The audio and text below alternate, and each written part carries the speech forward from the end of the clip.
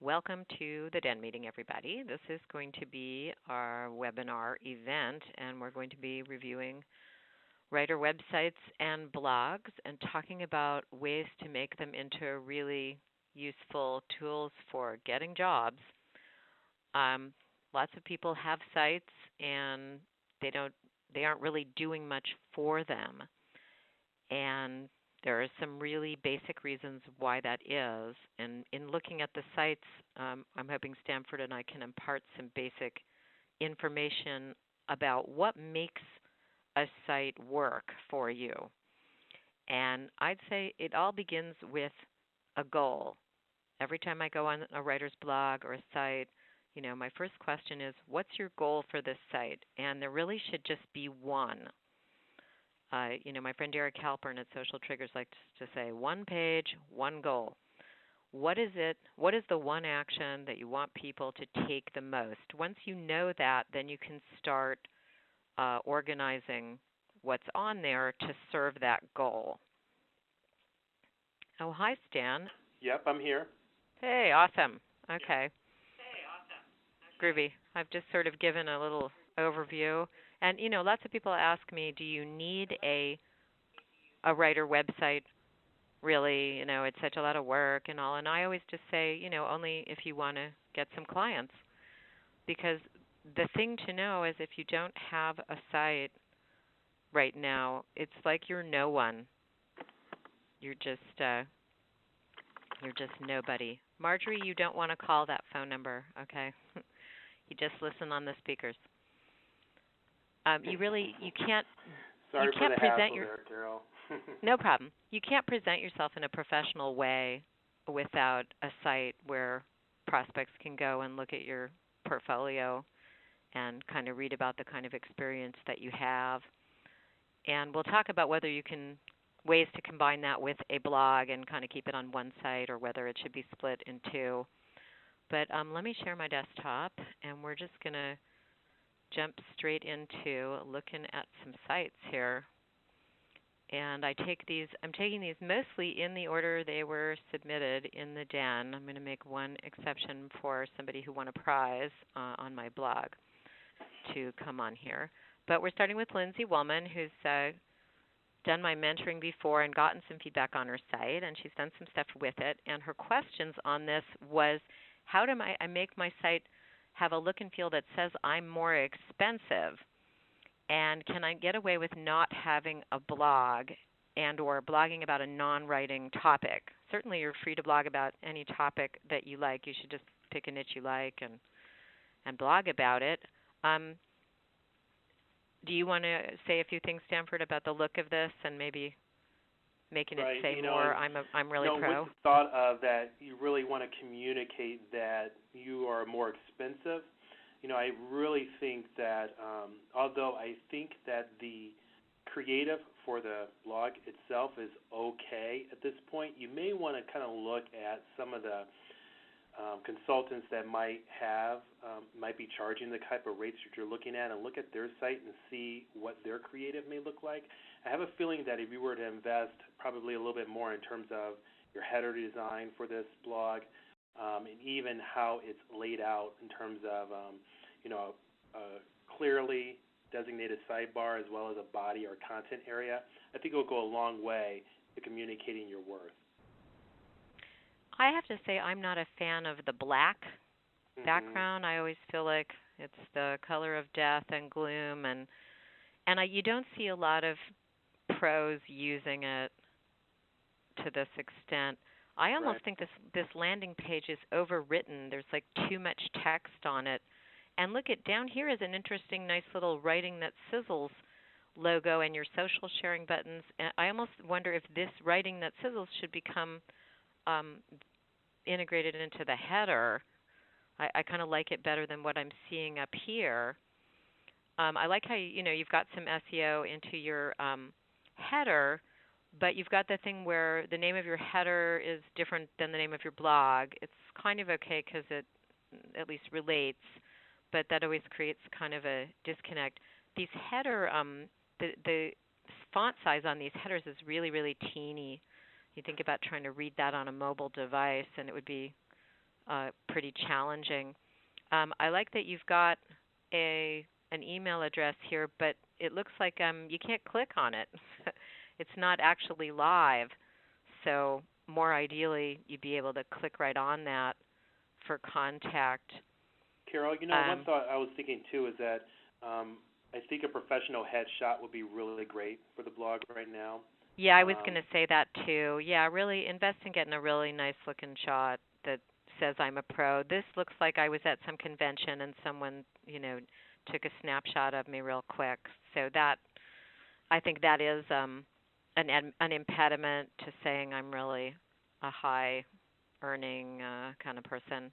Definitely. One problem I had with these headers is that none of them say portfolio or resume, and I'm not quite sure where to look for your information. We've got copywriting, and when we go under that, we see some clips, which I didn't know. There's some cute writing in this that plays on your words that sizzle that you should keep, but I guess I'm looking for more conciseness. One thought is that, the term freelance writer, I know that is exactly what you are, Lindsay, but, really for higher amounts or higher fees, you may want to figure out a different way to brand yourself. I think immediately when I see freelance writer, it makes me think that you write by the word. And I think this is just a misconception that people have, and you just maybe want to work on maybe finding a different way of branding yourself, because it's the first thing people see when they come to this page is freelance writer. So.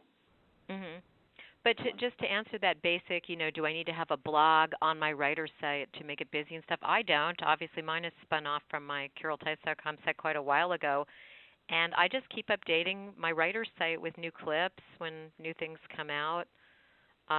You can also hook it to a blog that's somewhere else and maybe put a widget in the sidebar, but or just rewrite a section of it every week or so. Do something a little different. And that's worked for me. I want to move on and look at Ruth Sive's blog, which is what she asked us to look at. She also has a Hire Me tab. She said that she is getting a decent amount of traffic. She's getting maybe 100 people a day, and she's not getting any subscribers. So it's like a conversion challenge. And since it's a blog, I want you to go first, Stanford, because this is totally your wheelhouse. Yeah, I think that the first thing, if you want to get subscribers, I think that you're first on the right-hand side there, you really need to redesign this opt-in box. One thing is that I like the fact that you have a cover or a graphic of what you're offering, but with it being on a white background, it kind of looks like it was thrown together. It doesn't really look like it's a real valuable piece that people would get. So I think that's number one. You may want to work on your headline, too. Start making money now from high-paying clients, claim your free report. You may want to look or even test a variety of different headlines for that, just to get people in to the blog or to opt in. And the next thing is that under name and email, I've tested this extensively on my blog, and I found that just having email actually lifts my conversion rates. I know that you may want to personalize, but it doesn't seem to be as big of a conversion piece as it used to. So just having email, and then the button there, submit, that's probably the worst call to action you can have in an opt-in. You want to tell people exactly what they're going to get. So I would probably change that button to get your report or get your report delivered or something other than submit, because it sounds too cold and it doesn't really give them a good reason to click on that button. So also, I'm assuming. I'm assuming, I don't know if Ruth is on the call, but I'm assuming that if you get this report, you also subscribe to the blog, that it's, get this report for subscribing to the blog, but that's really not clear at all. Let me just check chat and see if, Ruth is on here. Yeah, so I think that's confusing. I thought that the header of this is really plain, and the other thing is you can see that I have this open pretty full, and I can't really see anything except this giant box, and I feel like I'd like to see a little bit more. Like, this box is too enormous. the other thing I was going to say is 10 tips is sort of not that many tips. You Mhm. know, what if it was 100 tips for killer corporate content? Then I might want to get that thing. Um, Right. then Definitely. I when mean, we like, I think your cover image could really be a lot better. I think that will really help people say, yeah, this is something valuable that I want to get. And one thing that I've tested out that has worked really well is actually putting another call to action to subscribe to your blog after each one of your posts. That has done extremely well for me, and then that's another area that you can naturally catch people and entice them and giving you their email address. yeah, as I yeah, I think there's a voice challenge to this of just sort of there's a lot of us out there giving freelance writing advice, and I sort of don't get a sense of what your positioning is, who you are, what your take is on it that's unique that makes me want to also subscribe to this blog. And then another thing, oh yeah, we have a hire me tab, but it's mysterious how to contact you. Really, we've just got the deadly email form. Oh, I see. There is an email here, but it's dead. It's not a live link. It says you can learn more at my corporate writing here, and then we go over to a writer site, which is branded totally differently. It's got different colors, and it's written in the third person, which we'll be talking a lot about. If you're a one-person company, you don't want to talk about yourself in the third person on the internet because it comes off kind of pretentious. But if the goal of this one is to subscribe, there isn't a clear action for doing that. There's a free report, but we don't get the connection that it's to subscribe. So that's Right. probably why people aren't subscribing. On blogs where you're trying to build rapport to have people hire you, I'm a big fan of trying to get your testimonials into the sidebar and as high up on the sidebar as possible. So if you do Yeah, have, and all we've got is a mini bio that goes to the bio. We've got social sharing, and we've got popular posts, basically, right, and that's it. Yeah, it's a great idea. yeah, definitely want to get some social proof into there as soon as you can. And now, you have the tweet meme for sharing? You said you wanted to know how you could integrate social sharing better. I mean, you've got a couple of buttons. You could get there would be a toolbar like I use where it would float into the bottom, or like Stanford says, and that was John Morrow's big first advice to me back when I only had a few hundred subscribers. Was I said, I'm sad no one's subscribing, and he said, well, do you ask them to? And Yeah. I was like, well, I've got that box there. And he was like, no, do you ask them at the end of your post? Do you say, Yep. if you enjoyed this, please subscribe? And I was like, do I know? And he said, well, you should start doing that. And sure enough, more people started to subscribe. I think you can't overestimate how baffled people are on new websites about what the heck you want them to do. You really have to sort of take them by the hand and say, here's what you want to do now. Yeah, So that that goes. they know. Yeah, and that goes as far as even for building your social media audience. At the bottom of my blogs I have, you should really follow Pushing Social on Twitter. I just explicitly say that, and it's definitely increased the number of people who have actually started following me on Twitter. So if Facebook is important to you, Twitter is important to you in terms of getting your community, then you should definitely ask them to follow and like you. Yeah, right on. So let's look at another site. This is Spoiled Fruits of Empire, which is Carolyn's personal blog. And her question on it is, what free themes do you recommend for WordPress that are stylish, readable, and SEO friendly, or do you recommend that we buy premium themes to make ourselves distinctive? I'm going to recommend you buy a free theme, buy a premium, a paid theme, not to make yourself distinctive, but because it is going to help you avoid a lot of problems.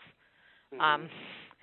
Yeah. I'm on a free theme, so I know my blog is still on Simple X, which is a free theme, and it has a lot of problems. It loads slower. It won't do a good tag cloud, and you run up against a lot more obstacles with a free theme because they're free, people haven't taken as much time to code them in a efficient way. Would you agree with Yeah, that, Stanford? you're just shooting yourself in the foot by going with a free theme over time. I mean, like, I had a free theme. I had all kinds of problems with it. The biggest problem I found was that the paid themes, such as the Genesis themes or the Headway themes or Thesis, they are optimized for the search engines. And when I switched over, I found that my blog posts got indexed in the search engines quicker. Oh, And that's if you do run interesting. into problems with your theme, you have communities or forums where you can get your questions answered. And a lot of times the premium themes have designers and coders that they recommend that can help you out in a pinch if you want to pay for it. So really, if this is the front end to a business that you hope to grow over time, it's not a lot of money up front to make an investment in a premium theme. Yeah, and any of these that we're mentioning, like Thesis or I'm on the Woo themes on the Freelance Writers That Den. Woo theme is great too.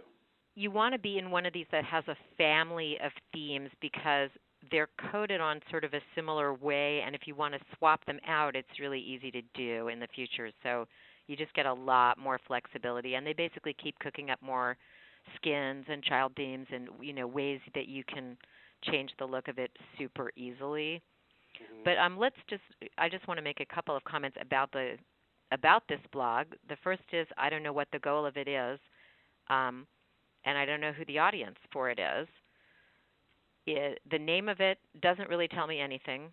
Spoiled Fruits of Empire, I have no idea what that's about. There's a subhead that you can't really read up in the black in the top that says From Africa to America by Mistake. And, if you read through the mini bio, you find out that she's lived in South Africa and grew up in Zimbabwe. But my question is sort of as Carol Ross likes to say in all her business presentations, it's the WIIFM. What's in it for me? Is this blog for me as a reader? What am I going to learn from it? What's it about? What are you going to talk about on here? I just can't tell from that. And the thing to know is I need to be able to tell from looking at this for 2 seconds. I need to be able to tell if this blog's for me or I'm going to leave. That's the reality of how people read the internet. What problem it solves for the person needs to be in the name of the blog as well as the tagline, if at all possible. And I think one thing is that I've gotten into the habit of always making sure that the first post on my blog pays off why a person would be there or pays off my tagline. So, From Africa to America by Mistake, and then you go into the tyranny of naps as your first blog post, that's just going to be confusing for people. There's something in WordPress called you can actually sticky a post so it always shows up first. Routinely, I will make sure that I sticky a post that may not be my most recent post, but is a post that really shows off what the blog is all about.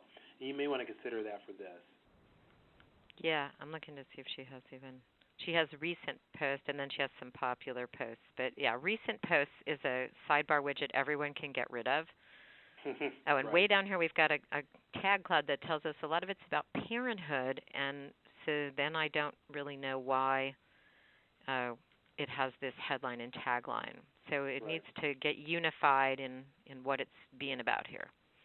So let's look at a writer's... Go ahead. We need some social sharing icons. We need tweet meme on here or something along those lines. Yeah, looks like it's not there. Right. So here is a writer site, and this is someone that, Susan, I can't remember if we did one-on-one mentoring or if you were in the Blast Off class. I think we did one-on-one. But so she had gotten some feedback on this site already, and I think it's looking pretty nice. It's pretty simple. It tells you who she is. Lindsay, if you were looking at ways to say you're a more expensive, higher echelon person, award-winning journalist, I think, helps convey that. She's got a really nice short landing page. Here's her picture. Here's her email, and it's live, and you can click on it, and a little mini bio.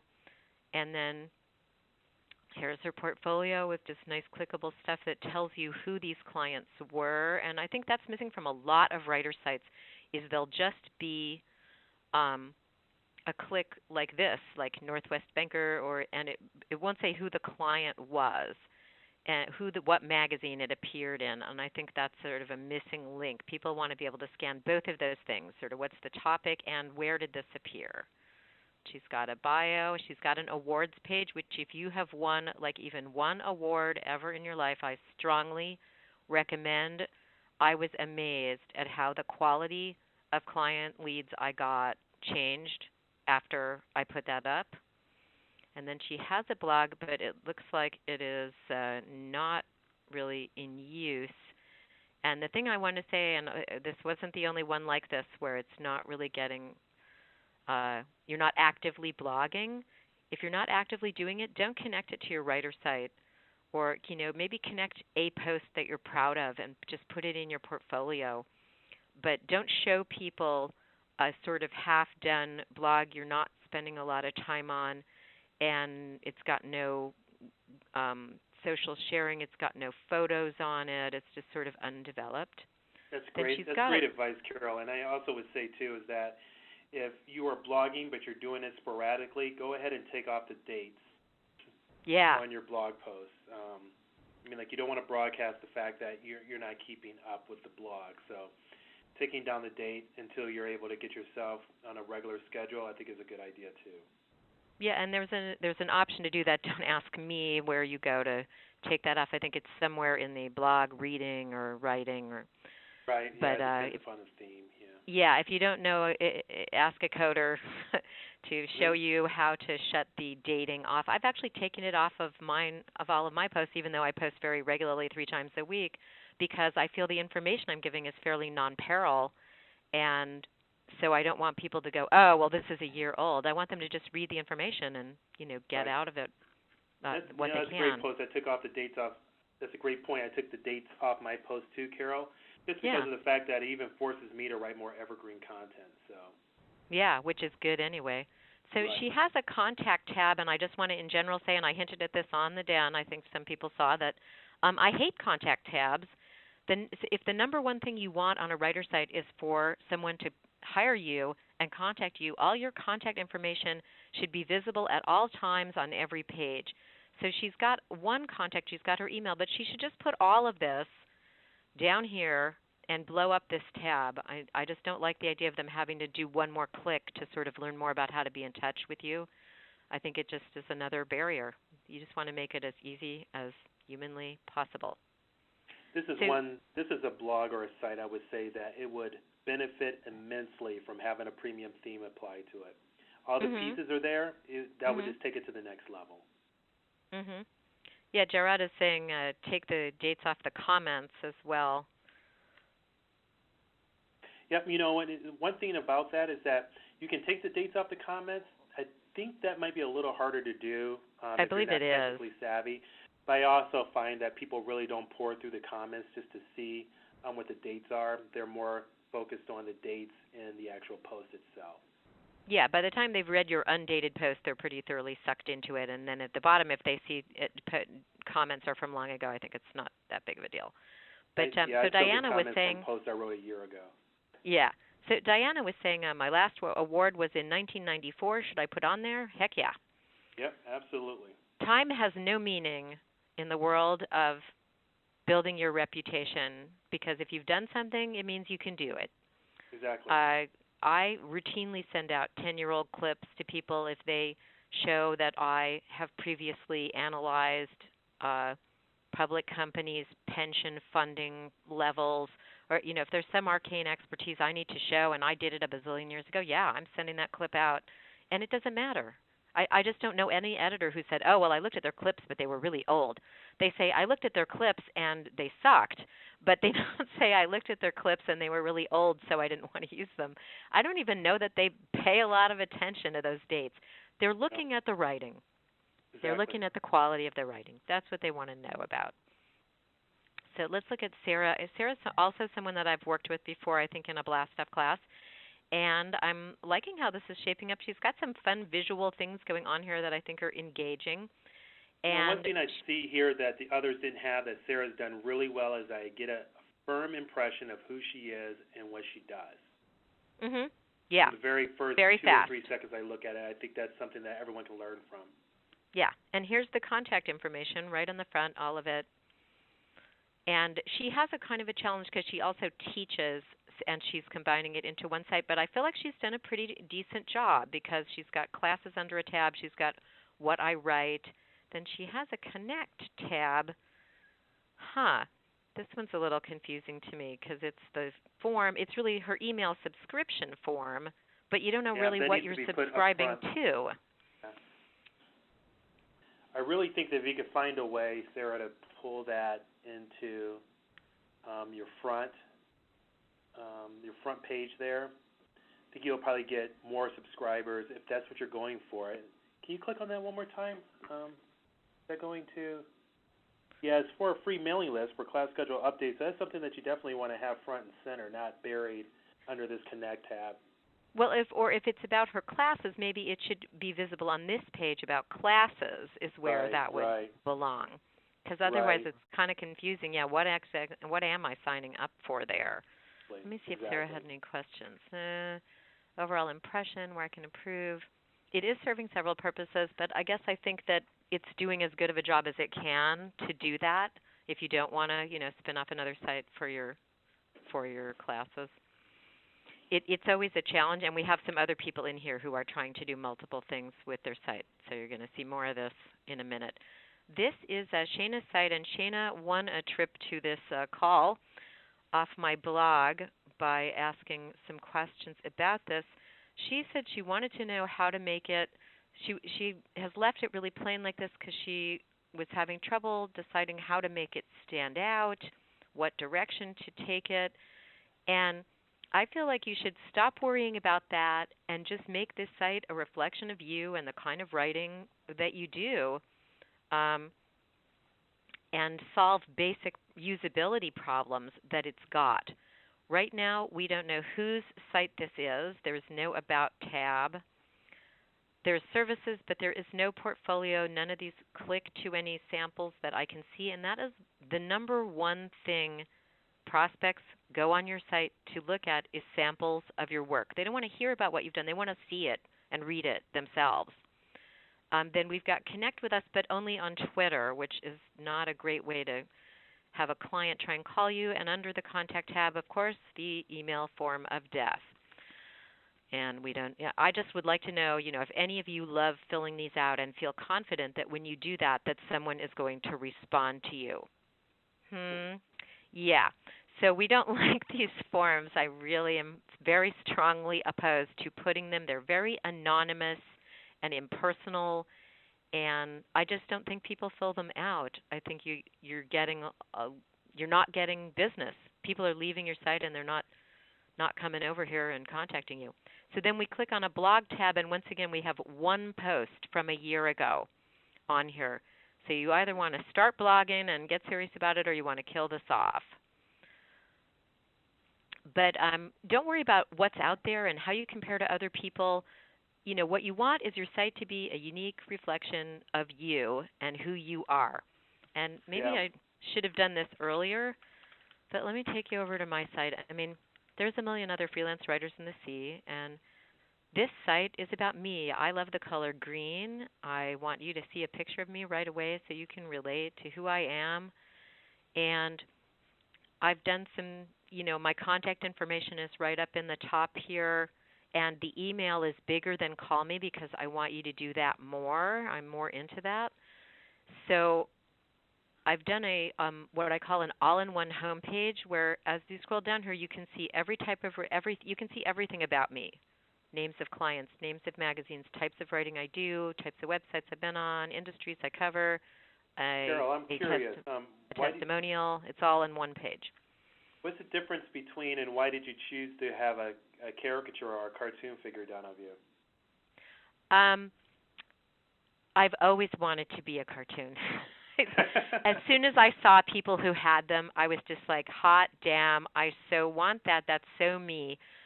Right. I really like to have fun all the time. I just feel like if you're not having fun, you should do something else. And I feel like having the cartoon icon really expresses that. But that's really for my blog and writer training side. So that's not going on over here. Right. But you can see I've Right. got awards. I've got a link to my ebook just so prospects know that I have written one, and that's helped me get leads on ghostwriting other people's ebooks. Instead of a resume, I've created this Where I've Been tab that I'm really excited about that tells a narrative story of my writing life, of who Written I've in written first for person, which is great. and what I enjoyed about it, instead of one of those horrible lists of dates and names. And then it's just links and links and links and links.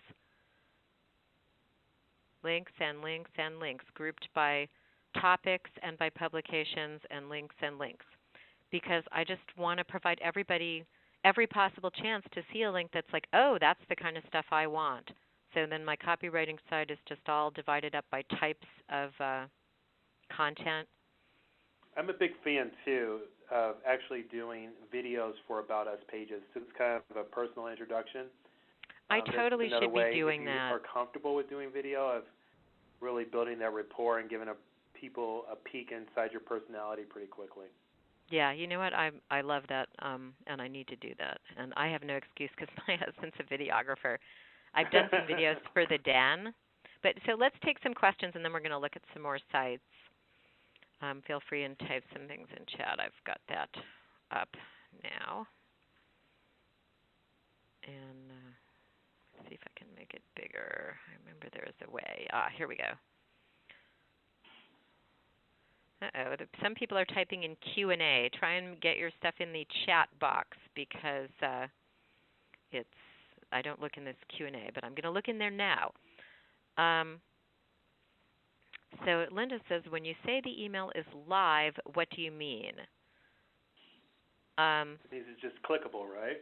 Yeah, when I click on it, it opens a window in whatever your email is and it pre-addresses an email message to me, and then you can just type in there and send it off to me.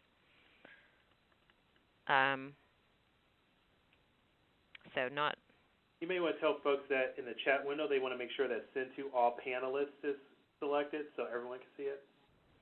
You want to send it to all participants rather than all panelists. Yeah, people are paranoid, Marcia, about the live clickable emails getting scraped by spam bots and stuff. I've never really had a problem with it. But you can also do what I've done here, which is that get out of the way. You can see my email me is an envelope graphic. So that's one solution to typing it out. But, two things that are the mark of an amateur are links that are naked or dead, or both. And dead links are like you saw on Lindsay's site, where it seems like it's going to be something you can click on, but you can't really. When you click on it, nothing happens. And the other naked links are where you write out HTTP:/. That's just considered really amateur hour. You should be enlivening words that are clickable, not typing out a URL. It looks kind of dorky. Your chat box doesn't offer all participants. That's weird. It should have all participants. Anyway. It does have all panelists, Carol. I'm not sure. I don't know. I guess we'll just have to read them out then. Yeah. How do you update your website if you don't have a blog linked with it? Janita, I just keep adding clips of articles I've had published different places, and I also rewrite parts of it. I'll just change a little something or other, just keep making it go. Yeah, Jared is saying he doesn't have clips yet, so just make your site about the types you do, and obviously you're going to want to get out there, just do some free samples for businesses or local magazines or wherever you can get a clip. You just want to get some clips right away, fast as you can, and then you put them up there and you just keep on building. So Celeste is saying, how difficult is it to transfer an existing blog on a free theme to a paid theme? I don't think it's that big of a deal. I had someone do it for me, and it didn't cost a whole ton to do. No, in my experience, it's been pretty simple to do, too, as well. And, in the Den, we're connected to Joseph Putnam and now I'm blanking on B-list marketing. God, I'm sorry, Brandon. But they did the WordPress transfer video for us where they talked about how to migrate your blog, and either of them can help anybody out with that if you have questions. So, just making sure I'm not missing anything. Ruth says, I won a magazine writing contest award. Yeah, put that up. A contest is a contest. Hang on, now so many questions are coming, I can't see them. They keep scrolling. Hang on, let me close up Q&A, and I think that'll give us more room on chat to see things. Yeah.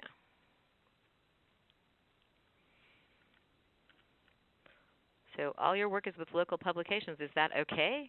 It's way more okay than not having any clips. It's awesome.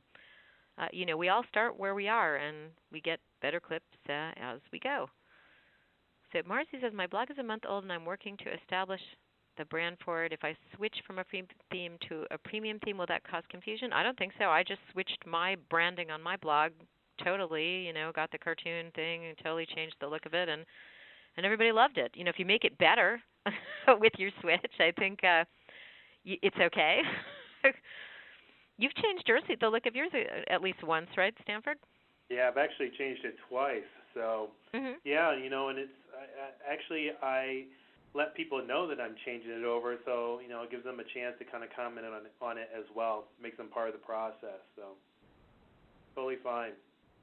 I do. I have done that too. Sort of hinted that it's going to be changing, and/or gotten some feedback on how to change it, and/or do a post the day you change it and say, "Hey, I changed it. What do you think?" and get some feedback. Exactly.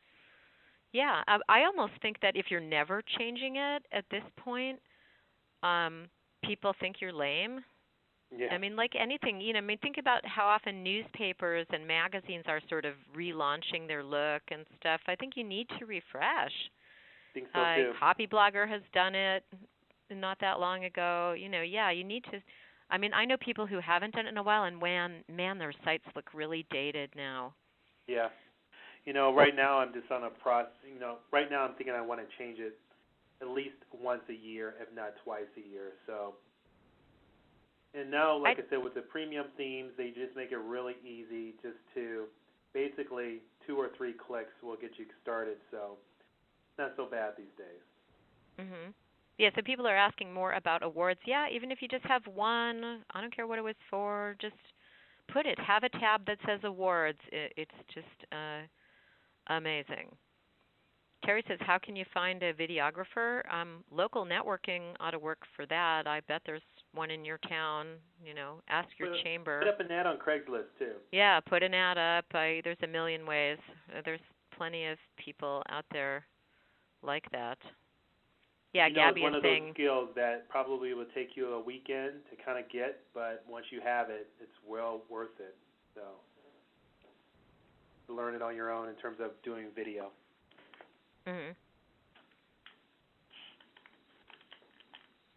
Yeah, Linda, I don't know.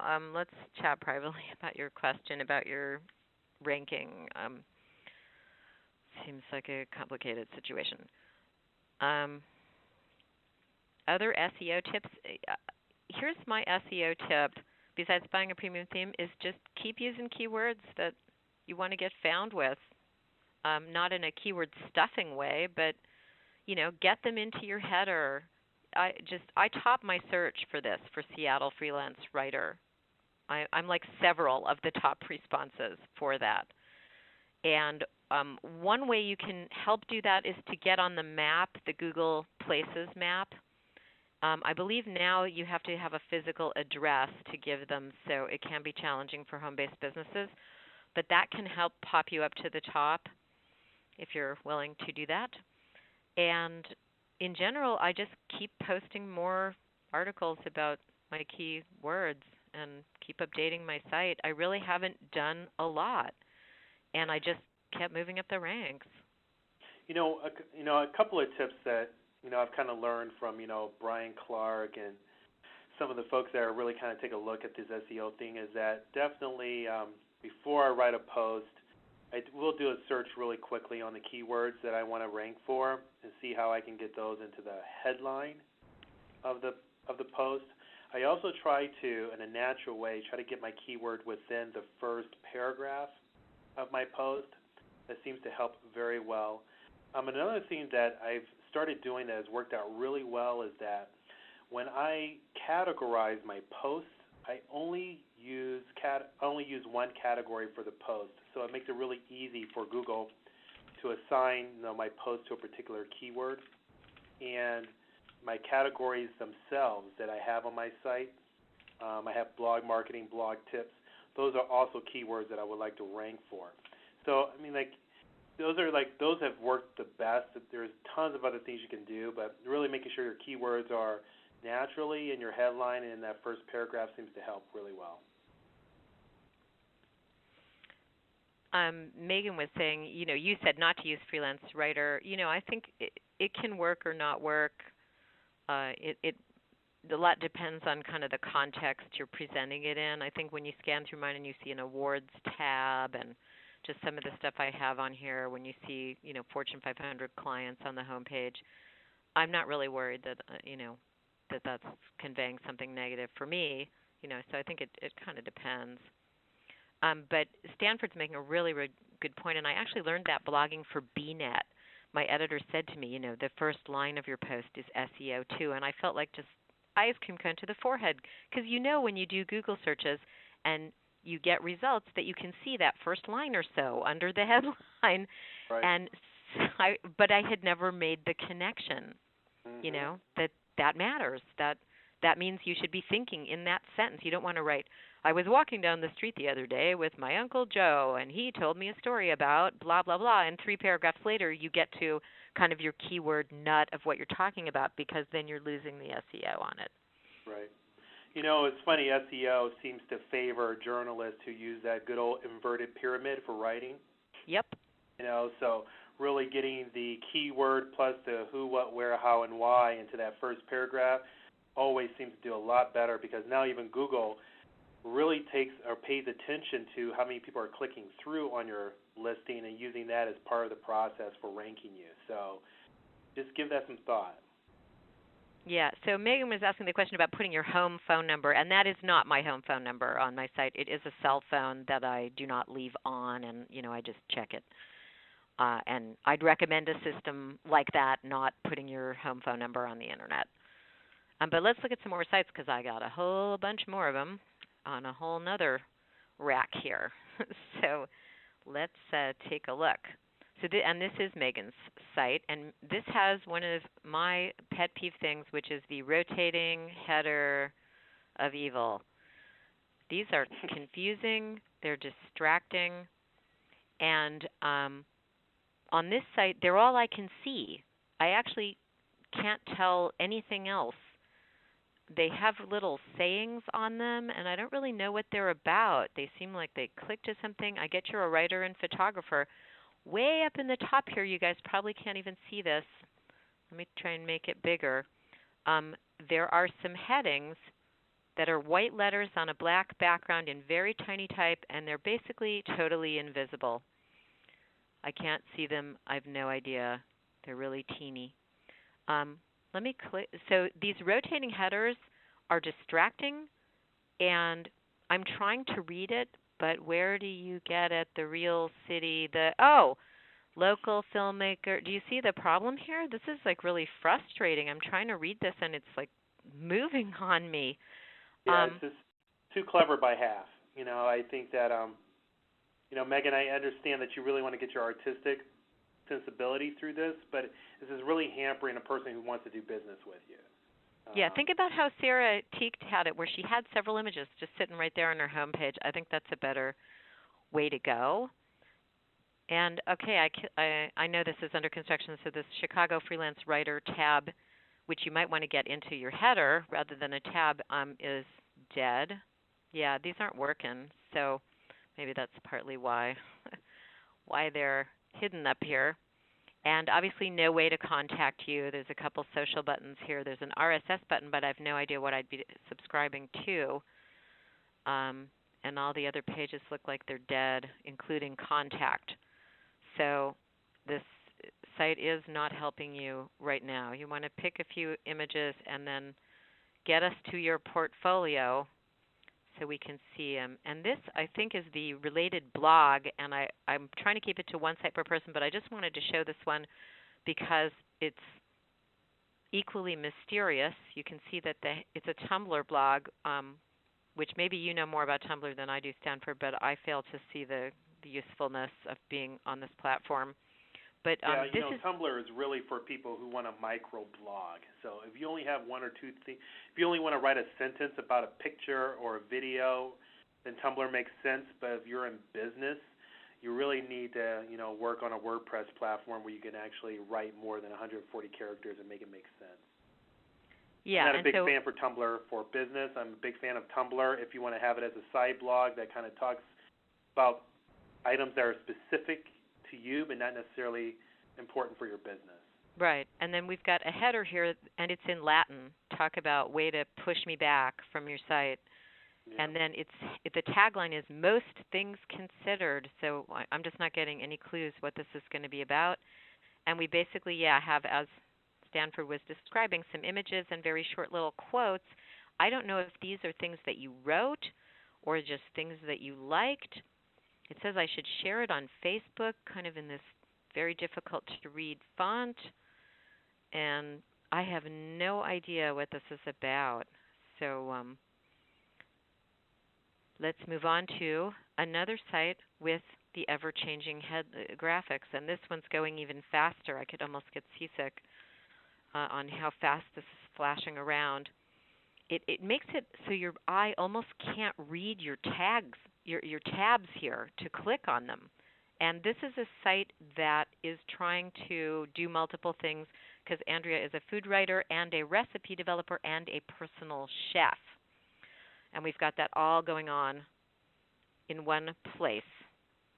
And it links to a blog. One of those things is that you want to understand, and the blog has one post. Yeah. So once again, we have a blog that's not ready for its 5 minutes of fame yet. Yep. Definitely take it down until you're ready for prime time. Yeah. And, I guess I think these things relate fairly well, but I'm sort of not sure where to look. Oh, and then the thing that's going on this site that everybody needs to take note about is that it's written in the third person. So it's written, she wrote for Chili Pepper magazine, then she landed on this site. It's very awkward online because we all know you wrote it. Yeah. And it seems pretentious. So, just think about it this way. If you met a person at a party and they start referring to themselves in the third voice, I think that that would just come off as weird. And I think the same thing happens here. In the third person, it just comes off as weird. Unless you're the Queen of England. Hey, here's a nice headshot I've found. I'd love to see this get onto the homepage into a header that's static so we can see you. We've got lots of options here to search this website. This looks like email and social media things, and then there's a contact tab with the form of death. So just blow that up and get us a real, let's see, will it make an email happen? No, nothing happens. So this is it just brings up the form. So we want a real email address to happen. You know what? That's a great point, Carol. I really like that headshot. It's on the About nice? page. It seems like it was professionally done. Even if that could be incorporated into the header, just like you said, that would be fabulous. Yeah, I think if this shot could just come up here and we could just say Andrea Lynn, food writer, recipe developer, personal chef, I think that's your header. Mm-hmm. These other pictures are just causing distraction. But I'm having trouble finding your actual clips as a writer. Here's a tag about recipe development with some graphics that I guess link to recipes, which is sort of interesting. And maybe these link to clips. I don't know. I guess they do. But they need headlines below them or something so that I would feel confident to click on those. Yeah, this is definitely a blog where, especially if you're saying you're a food writer, you need to just tuck yourself away for a few hours on the weekend and kick out 4 or 5 posts that really demonstrate your ability to talk about food and get them on your blog. Yeah, right on. That's almost, and another, kind of pet peeve of mine is that you always should be building a list on your blog. You should just do that. It's just for long-term growth for you. And so over in that sidebar, there should be a way for your readers yeah, there really is no way. receive updates on when things will happen on the blog, or even if you want to send out recipes once a week. I mean, like anything to start building that relationship. Yeah, right on. People who have recipe sites should send us a recipe once a week. I'd so subscribe to that. Yeah, definitely. So now we're on Linda's site. Same thing with the rotating a header, but this one it's like double the stress because it rotates, and then if you mouse over it, another thing pops up, and then you could read more about it. And one of them that pops up is really, I'm really down on, because it says something about how she broke her hand. Hang on if I can find it here. And I'm not sure what I'm looking at in this heading. Is this stuff from your blog or? So yeah, this says, during my absence from blogging while recovering from hand surgery. This is about the last thing on earth that I would ever want a prospect to read on my writer site. They're going to think, oh, I guess she's out of commission and move on. There's sort of a lot of moving parts here. I kind of understand why you want to do that because you're kind of being open. But again, you need to understand that first and foremost, this is for generating business for you. So you definitely don't want to let them know that you might be out of commission. So. Yeah, I have to say I'm pretty. You know what, Carol? I yeah. don't necessarily have. I normally don't like rotating headers, but I don't mind them if they actually have real content in them. This just needs to be slowed down drastically, not once a second, because I can't even read what's going on here. Yeah, it's just making you feel crazy. But I just feel I do like want to applaud having the testimonials. Yeah, the testimonials are on top. That's nice. That's a really smart move. Again, that needs to be slowed down so I actually get to read them. Mhm. I like how it's just got a phone number right up at the top in the header, so at least we can get in touch. Yep. But I'm confused about like what goes on this site because there's job postings as one of the headers. What is that?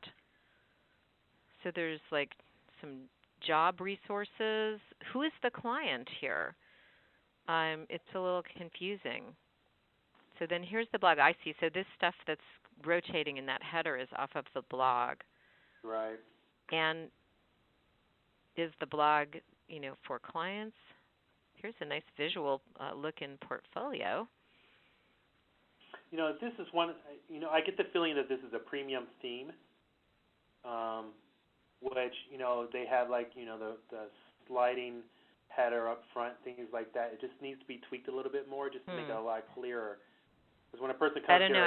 here, I'm not seeing a theme note. It just says created by the glaring fact that I'm afraid it's hard coded. But let's see if we can find out from Linda what the deal is on the theme. It's a free theme, huh? Wow. Okay. Well, it's better. It's a very busy free theme. Yeah, it's a very busy free theme. Yeah, a lot of stuff going on. I think you need a tagline to your writing services that tells us what kind of writing you do, because I'm pretty confused. Let's see what happens on the Hire Me tab. Form of death, and here's a list of your services on the Hire Me tab, and then we get a complete location and stuff over here. I don't know that you need a map to your house, but I would just get this widget showing all the time, so it should just be part of your regular what you can see all the time. We have a couple more sites, and we're already like at an hour. I promised David, he's already into the Jewish holiday, but I promised I would take a look at this blog. I guess I want to talk to him more about it and find out what his goal is for this blog. I know Stanford's going to say, how do I subscribe? Yeah. Because I don't see one. And here's the funny thing. When you click on the About tab, then you see that you can subscribe. So something's off about this theme or something where it's not on it's a headway theme, but for some reason it's invisible, how to subscribe until you get to the About tab. Sort of weird. And yeah, I kind of want to know the goal is how do you plan to make money off of it, or why are you doing it? And then of course we've got the contact blank page of death that we don't like. We want real contact info. I'm thinking this is a blog that's like really ripe for a report that you get for subscribing. Yeah, definitely. The 50 basic tech things baby boomers need to know to make life better, or something like that. There's along with you have to have a subscribe box at the top. It also has to have a really good reason why I should be subscribing. So you just can't say to me, subscribe to the Baby Boomer web blog. I don't know what I'm going to get or why I should get it. You need to have a headline here that talks about that. Yeah, and ideally you want to have a tab for your sort of giveaway thing that talks all about it more. You'll convert a lot more if you also have a free report page, and then you can do a sort of squeeze page and talk about all the stuff you get for being a subscriber and all the stuff that's in the report and give testimonials. You can go crazy and really sell it. Yep. Yeah, that sells more than the sidebar. So the last one I want to get to real fast is Peggy's blog PCS Italy, which is about military families being relocated. And she had asked about, apparently she wants to get out of free WordPress, which obviously we're in favor of, but this PCSItaly.com by itself was not available, and she had some other suggestions. And the suggestion I have is, I think that the issues around relocating as a military family are universal to wherever you're being relocated to. I just feel like you have a teeny niche blog here about relocating to Italy that could become a much bigger blog by just talking about the challenges of being a military family that's being relocated. Right. Would be the way I would take it. Definitely could broaden this out. This may not, and actually having and being forced to use a URL that is a broader URL that talks about some broader topics you could talk about, maybe pick up more readers. I think that might be a good thing. Yeah, I mean, what about militarymove.com? Oh, wow, where that's that's really good. All of a sudden you've got a way bigger audience. This reminds me of the story Mary Yox tells about Good Life Zen, that when she started, her tagline was like, for improving your Zen practice or something. So it was only for people who were training to be Zen masters like she is. And then she changed the tagline to, practical tips for a happier life. And suddenly she had a huge blog that was relevant to everybody. Yeah. And here's one you want thing, a niche. Again, I don't want everyone to get crazy about SEO, but here is, this is about military families moving, but none of the blogs on the first page have the word military in the title. Yeah. And that's just, you're kind of losing out because Google now doesn't know exactly what to do with your blog. And you can also see in your category cloud that military doesn't come up there as well. So right now, a person is going to be confused by that as well as the search engine. So you may be you're missing out on some definite, some free traffic there that you could be getting. Yeah, big time. And just when you name a blog PCS Italy, you're talking in code. You're talking military code. Well, what if I'm a brand new military family? Maybe if I'm 19 years old and I just married a guy who's in the military and I'm being relocated and I sort of don't know that stuff yet. I don't know what truck hit me. I just got into this. It's very inaccessible. So, I think there's a great blog niche in here where you could potentially be monetizing it, finding out what kind of products people who are relocating need and helping them I find agree with you, Carol. You make these changes in a year, you'll be an A-lister. That's a great niche. Yeah, I feel like there's a great niche in there. Anyway, let's take just a few more quick comments, and then we're going to wrap it up because we've already hit an hour. And if you are someone who's in the current Blast Off class, just know that I did not review your blog here because you're going to get lots more time with us in the 90-minute class session next week, where we'll be looking at people's sites in a lot of detail and fewer sites than this, so you'll get a lot more time. If anyone has any quick final questions, put them up in chat. While you're doing that, I will tell you that next week is the open house call. So if you are an affiliate seller, this is your chance to send people to the Den event calendar page and make money if they end up subscribing to the Den after they come to the free thing. And our theme is what to charge.